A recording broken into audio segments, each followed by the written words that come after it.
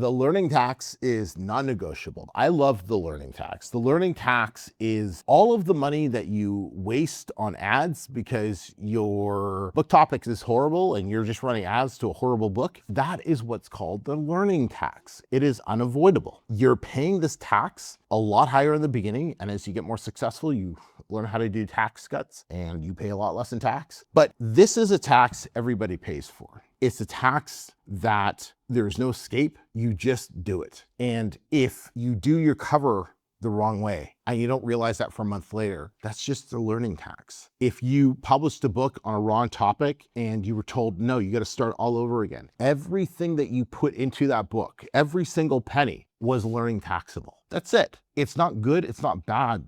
That's the price of your education. That's your tuition, essentially. And you just learn from it and you get better. And then you start to reduce the learning tax every new book that you publish. But in the beginning, it's high, it's often, and it's necessary in order to succeed.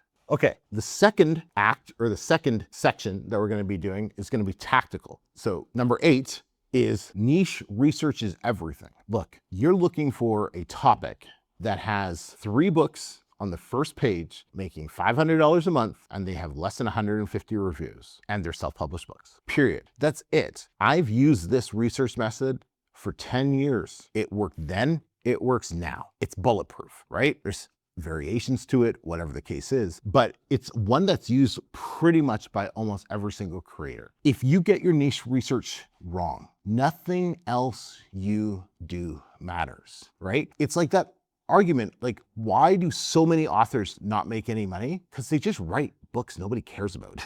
That's it. They write a book they like and they ask their friends and family if they thought it was a good book. And they're like, yeah, because it's their friends and family. But like the rest of the market doesn't give a shit about your book. They don't want it. So we only write books on topics that we know people are actively buying. That's it. Like that is our business. We find topics that we know, we can literally see on Amazon, these topics are making money right now in this day. Then we publish books on those exact topics to get in front of those exact customers to ensure we make money too. That's it. That's the whole name of the game right there. There's nothing complicated about that. Niche research is everything.